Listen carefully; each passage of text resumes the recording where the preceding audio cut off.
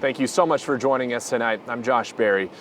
We're live at Michigan State University's campus less than 24 hours after another mass shooting in Michigan. We're in the heart of campus right now at The Rock. It's a place that's typically reserved for students to express themselves during a major sporting event, theatrical productions, organizations to write messaging on The Rock.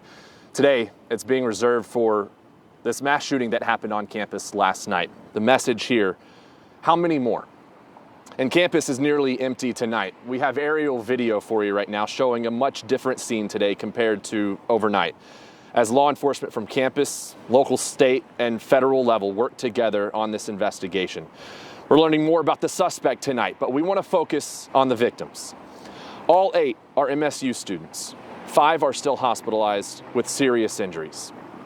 3 students died on scene last night. Those 3 have been identified. Brian Frazier, Ariel Diamond, both graduates from Grosse Pointe Public Schools, and Alexandria Verner, a 2020 graduate of Clawson High School. Governor Whitmer ordered flags to be lowered to half staff. The one you see here is from at what is usually an in-state rival, now a show of solidarity by the University of Michigan. And memorials are already starting to grow, with flowers placed outside Berkey Hall, the scene of the first shooting, and at Sparty. Someone also taped a note there saying, "We are stronger than this act of hatred. We are family. Be there for each other. Rest in peace to those innocent souls. This must not define us, but it must inspire us because something needs to change. We are Spartan strong." Tonight, we do have team coverage. Our Fox 17 crews are spread out. We have Lauren, Michael, Yasmin spread throughout East Lansing, along with Max and Janice back at our Fox 17 studios in Grand Rapids. Fox 17's Michael Martin was on scene last night as everything unfolded. Immediately after we got word that there was a shooting on campus, we responded here. He's joining us live in front of the Spartan statue this afternoon, how students are responding to all of this. And Michael, you have to imagine that they were relieved to have lived through a mass shooting while at the same time knowing that 3 of their fellow students have lost their lives. Josh, I think you hit the nail exactly on the head here. These folks, so glad to be through such a horrifying experience, one that lasted 4 hours, an active situation for 4 hours. But they are now today honoring those 3 students whose lives were lost. And we began learning about them, who they were, throughout the early afternoon. Now, all 3 of those students graduated high school over on the east side of the state, all of them with goals they hope to achieve.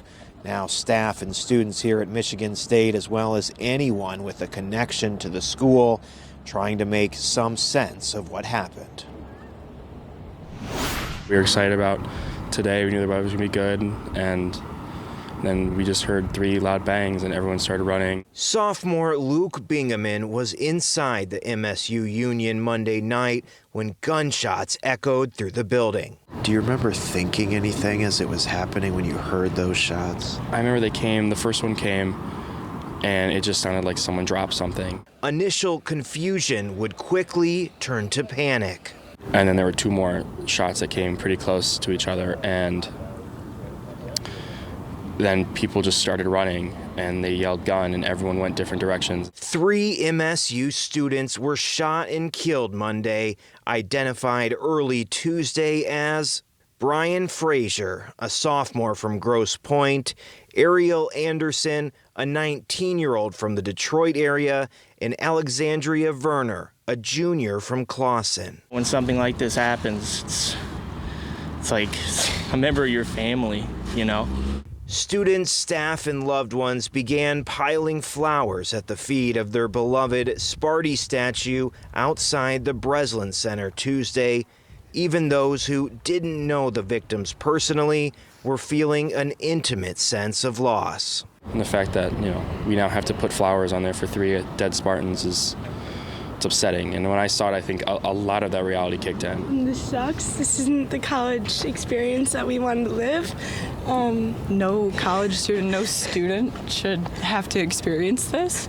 Yeah. At all, ever. With immense grief and for many, anger, they are trying to make some sense of what happened. I don't have thoughts that I could really convey to you at the moment. It doesn't feel real at all. It's still something that I'm processing. Hoping to find something meaningful to carry forward as they heal. I was in a room, in my room, with 7 other people last night for about 4 hours or so, not really knowing what was going to happen, and it was hard. We can't let this define us, but we have to let it inspire us, because this can't keep happening. Like, this can't keep happening.